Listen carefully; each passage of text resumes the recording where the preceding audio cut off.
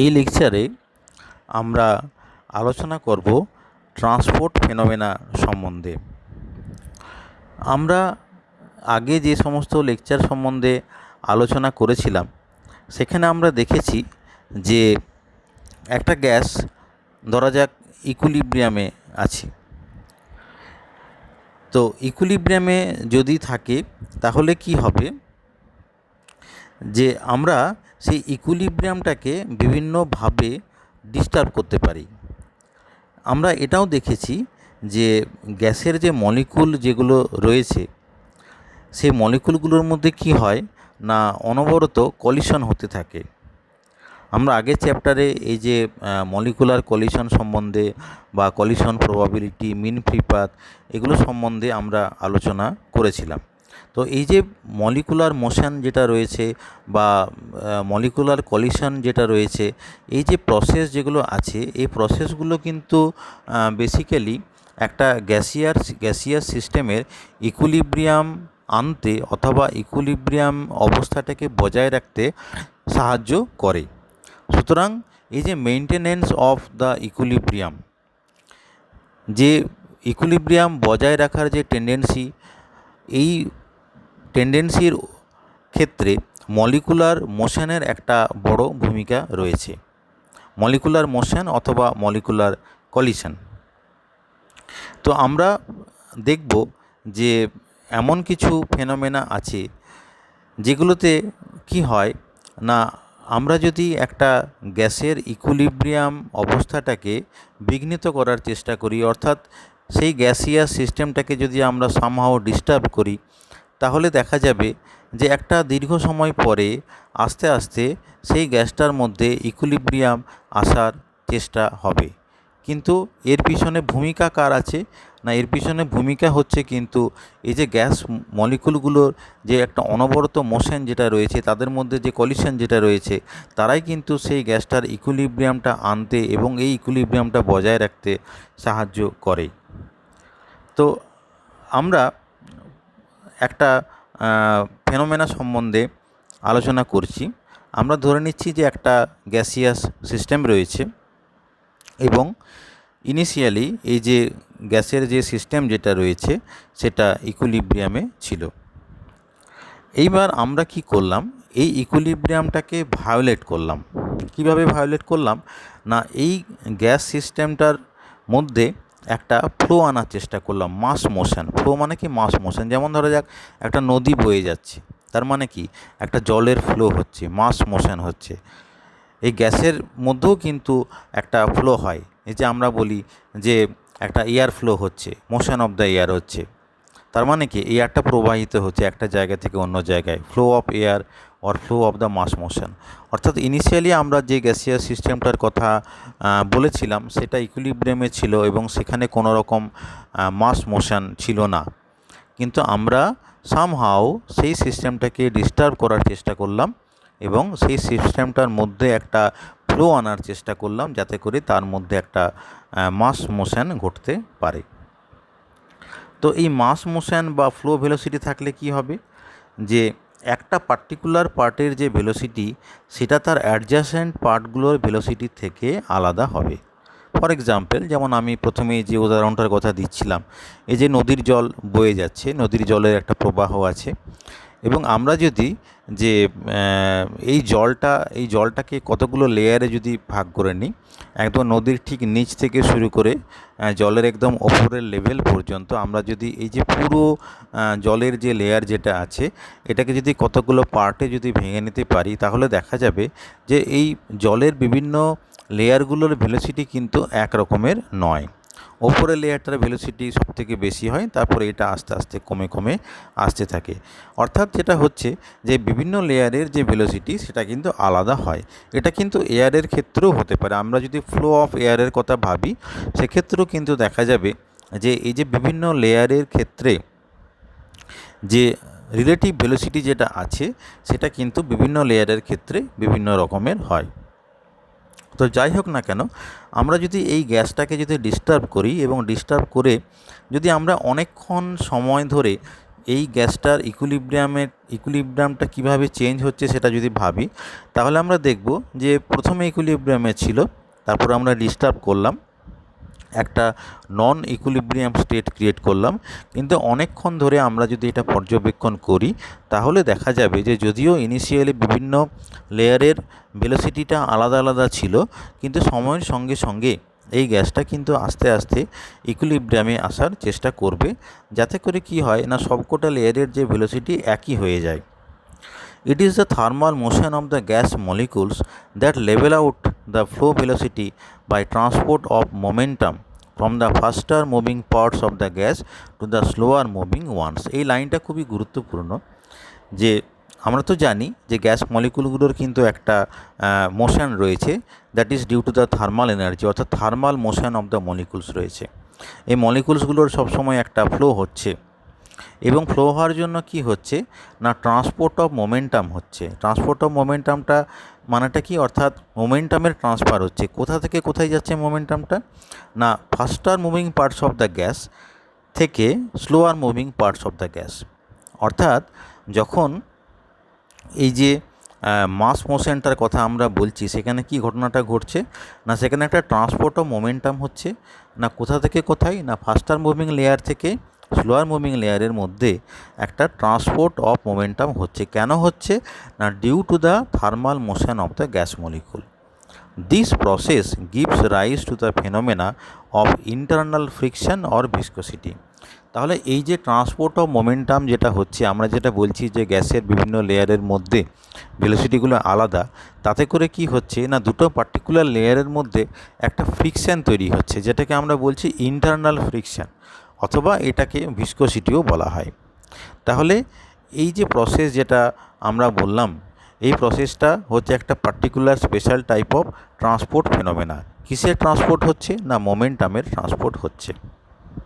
এবং আলটিমেটলি দেখা যাচ্ছে যে অনেকক্ষণ পর যদি দেখা যায়, তাহলে সিস্টেমটা প্রথমে একটা ইনইকুইলিব্রিয়াম স্টেটে থাকলেও আলটিমেটলি ইকুইলিব্রিয়ামটা কিন্তু রেস্টোরড হচ্ছে।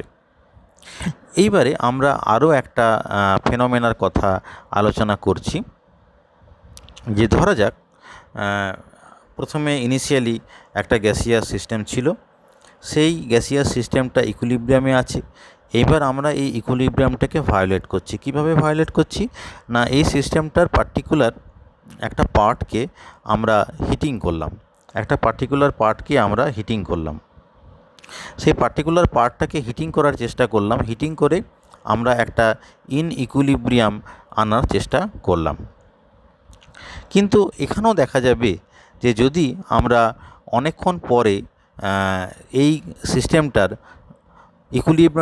ইকুইলিব্রিয়ামটা কীভাবে চেঞ্জ হচ্ছে এটা যদি দেখার চেষ্টা করি, তাহলে দেখা যাবে যে আলটিমেটলি কিন্তু এই গ্যাসিয়াস সিস্টেমটা একটা ইকুইলিব্রিয়ামে আসবে।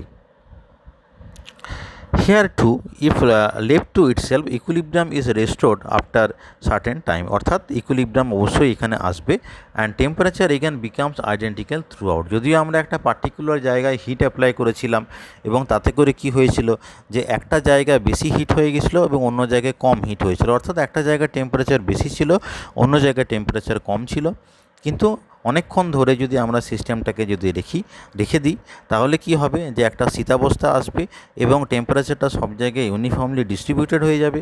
This levelling out of temperature is again due to the continuous movement of the molecules. আমরা আগে যে ঘটনাটার কথা বলেছিলাম, এখানেও কিন্তু ঠিক একই কারণে যে একটা ইউনিফর্ম ডিস্ট্রিবিউশন অফ টেম্পারেচার হবে, সেই কারণটা হলো না continuous movement of the molecules. আমি আগেই বলেছিলাম এই যে continuous movement of the molecules যেটা আছে, এটা কিন্তু একটা গ্যাসিয়াস সিস্টেমের ইকুইলিব্রিয়ামটাকে মেনটেন করতে সাহায্য করে।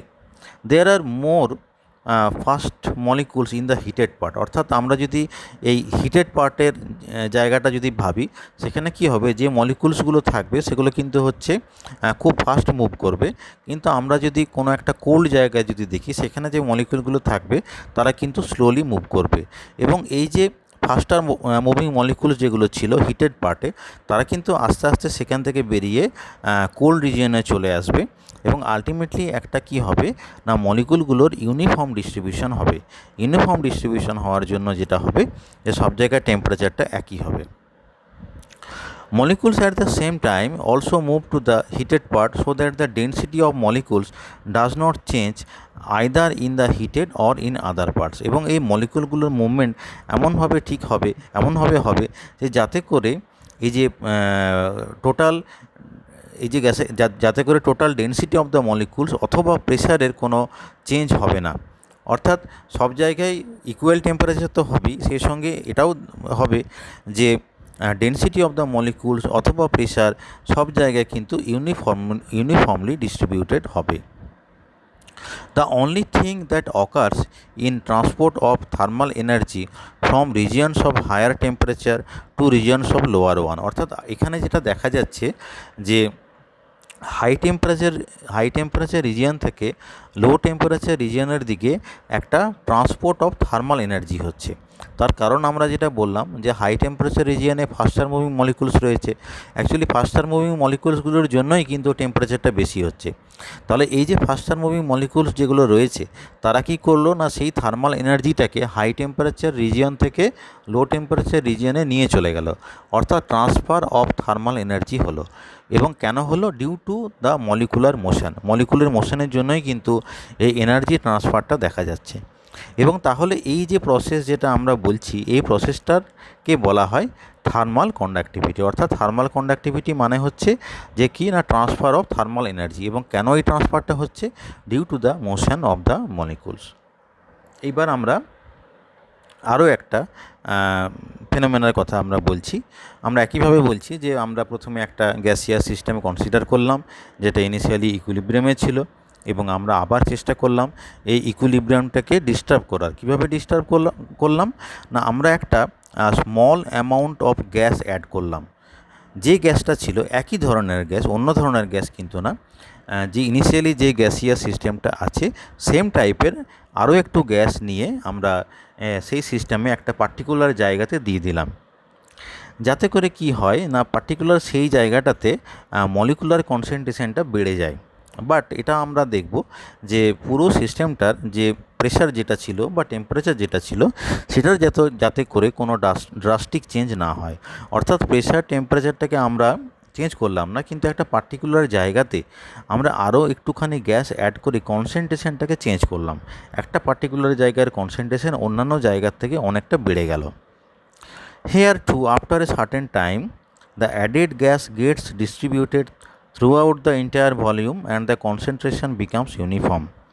এবং আমরা দেখতে পাবো যে আমরা যদি অনেকক্ষণ ধরে এই সিস্টেমটাকে পর্যবেক্ষণ করি তাহলে দেখা যাবে যে এই যে গ্যাস মলিকুলগুলো যেগুলো আমরা এক্সট্রা অ্যাড করেছিলাম তারা কিন্তু সব জায়গায় ইউনিফর্মলি ডিস্ট্রিবিউটেড হয়ে যাবে। ইউনিফর্মলি ডিস্ট্রিবিউটেড হয়ে গিয়ে একটা ইকুইলিব্রিয়াম আনার চেষ্টা করবে। তাহলে এক্ষেত্রে যেটা দেখা যাবে, আমরা ইনিশিয়ালি একটা জায়গায় যেখানে কনসেন্ট্রেশনটা বাড়িয়ে দিয়েছিলাম সেই হায়ার কনসেন্ট্রেশন থেকে লোয়ার কনসেন্ট্রেশনের দিকে মলিকুলসের একটা ফ্লো দেখা যাবে। তাহলে এখানে ফ্লো অফ মলিকুলস হবে from the higher concentration region to the lower concentration region, এবং আবার একটা ইকুইলিব্রিয়াম আসার চেষ্টা করবে। বাট এখানেও কিন্তু হোয়াই আসার মানে এরকম একটা ইকুইলিব্রিয়াম আসবে because of the flow of the molecules. তাহলে প্রত্যেকটা জায়গাতে কিন্তু এই যে ফ্লো অফ দ্য মলিকুলস যেটা আছে তারাই কিন্তু মেন একটা রোল প্লে করছে, যাতে করে আমাদের এই যে গ্যাসিয়াস সিস্টেম যেটা আছে সেটা ইকুইলিব্রিয়ামে থাকার চেষ্টা করে এবং সেই ইকুইলিব্রিয়ামটাকে বজায় রাখার চেষ্টা করে। সো এখানে যেটা দেখা যাচ্ছে যে অনলি ট্রান্সপোর্ট অফ মাস ঘটছে, মাসের একটা ট্রান্সপোর্ট ঘটছে কোথা থেকে না হায়ার কনসেন্ট্রেশন রিজিয়ন থেকে লোয়ার কনসেন্ট্রেশন রিজিয়নে একটা ট্রান্সপোর্ট অফ মাস ঘটছে। এবং এই যে ফেনোমেনা যেটা আছে এই ফেনোমেনাটার আমরা নাম দিচ্ছি diffusion. Summing up, if the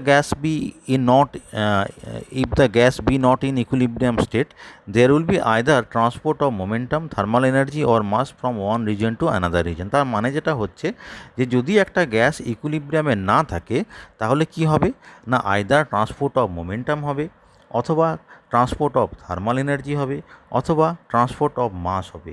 একটা রিজিয়ন থেকে অন্য রিজিয়নের দিকে এই জিনিসগুলোর ট্রান্সপোর্ট দেখা যাবে। কেন ট্রান্সপোর্ট হবে? যাতে করে সেই গ্যাসটা আবার ইকুইলিব্রিয়ামে আসতে পারে। Thus, viscosity, conduction and diffusion represent respectively the transport of momentum, energy and mass respectively. তাহলে ভিসকোসিটিতে কি হচ্ছে না ট্রান্সপোর্ট অফ মাস দেখা যাচ্ছে, আবার যেটা কন্ডাকশন যেটা আছে সেখানে ট্রান্সপোর্ট অফ এনার্জি দেখা যাচ্ছে, আবার যেটা ভিসকোসিটি যেটা ছিল সেখানে ট্রান্সপোর্ট অফ মোমেন্টাম দেখা যাচ্ছিল। তাহলে এই হচ্ছে বিভিন্ন ধরনের প্রসেস, এবং এক একটা প্রসেসে কী হচ্ছে না এক একটা জিনিসের ট্রান্সপোর্ট দেখা যাচ্ছে। The transport phenomena are brought about by thermal agitation of molecules. এবং এই যে ট্রান্সপোর্ট ফেনোমেনাগুলো সম্বন্ধে আমরা বলছি, প্রত্যেকটা ক্ষেত্রেই কিন্তু মলিকুলার মোশন এবং বিশেষত থার্মাল এজিটেশন এটাই কিন্তু responsible. And thermal velocities as computed from the basic equation of the kinetic theory are very high. At room temperature it may be 500 metre per second for air molecules. অর্থাৎ কিনা আমরা যদি air মলিকুলসের কথা ভাবি, তাহলে এই এয়ার মলিকুলসগুলোর ভেলোসিটি, এটা আমরা ধরে নিচ্ছি যে অ্যাভারেজ ভেলোসিটি, এই অ্যাভারেজ ভেলোসিটিটা অ্যাট রুম টেম্পারেচারে কত হতে পারে। আমরা এটা কাইনেটিক থিওরি অফ গ্যাসে এস্টিমেট করেছিলাম, যে আমরা সেখানে পড়েছিলাম যে মলিকুলগুলোর বিভিন্ন ধরনের ভেলোসিটি থাকতে পারে, average velocity, most probable velocity, RMS velocity ইত্যাদি, এবং এদের এক্সপ্রেশনগুলো আমরা কিন্তু সবকটা ডিরাইভ করেছিলাম। তাহলে আমরা যদি কোনো একটা পার্টিকুলার সিস্টেমের কথা বলি, আমরা যদি এয়ার বলি বা হাইড্রোজেন গ্যাস বলি বা অক্সিজেন গ্যাস বলি, যাই বলি না কেন, এই বিভিন্ন সিস্টেমের ক্ষেত্রে একটা পার্টিকুলার টেম্পারেচারে আমরা অ্যাভারেজ ভেলোসিটি বার করতে পারবো। তো আমরা যদি এয়ারের কথা ভাবি, রুম টেম্পারেচারে এই মলিকুলগুলোর অ্যাভারেজ ভেলোসিটি এটা হতে পারে 500 মিটার পার সেকেন্ড। এটা একটা টিপিক্যাল ভ্যালু। তো দেখা যাচ্ছে এই যে 500 মিটার পার সেকেন্ড, এই ভ্যালুটা কিন্তু ভেরি হাই। তো বলা হচ্ছে যে যদি গ্যাস মলিকুলগুলোর ভেলোসিটি এতটা হাই যদি হয়, এবং এই যে বিভিন্ন ট্রান্সপোর্ট ফেনোমেনাগুলোর কথা আমরা বললাম, তারা কিভাবে ঘটছে না due to the motion of the molecules, due to the velocity of the molecules. তাহলে মলিকুলগুলোর ভেলোসিটির অর্ডারটা যদি এতটা বেশি হয়, তাহলে নিশ্চয়ই এই যে ট্রান্সপোর্ট ফেনোমেনাগুলো যেগুলো ঘটছে, তারা কিভাবে হচ্ছে না তারা খুব র্যাপিডলি ঘটার চেষ্টা করছে। কিন্তু বাস্তবে যেটা দেখা যায় যে এই যে ট্রান্সপোর্ট প্রসেস যেগুলো রয়েছে, দে আর ভেরি স্লো প্রসেস। এই প্রসেসগুলো কিন্তু খুব slow process. How can we explain this? তাহলে এই যে কন্ট্রাডিক্টরি ঘটনা যেটা ঘটছে, সেটাকে আমরা এক্সপ্লেন করব কীভাবে?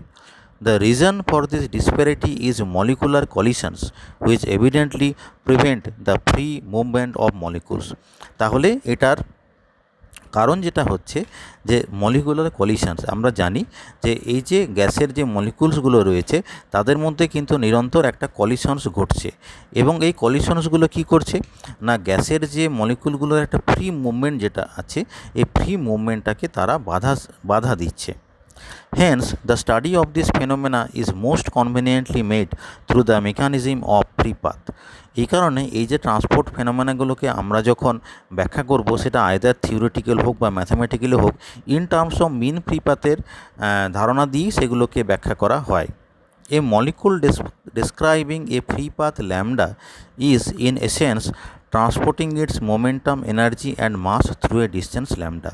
তাহলে আমরা আগের চ্যাপ্টারে যে মিন ফ্রি পাথ ল্যামডার কথা বলেছিলাম, এই ল্যামডা মিন ফ্রি পাথের মধ্যেই কিন্তু এই ট্রান্সপোর্ট ফেনোমেনাটা ঘটছে। এই ট্রান্সপোর্ট ফেনোমেনাটা হতে পারে in terms of its momentum, in terms of its energy or mass.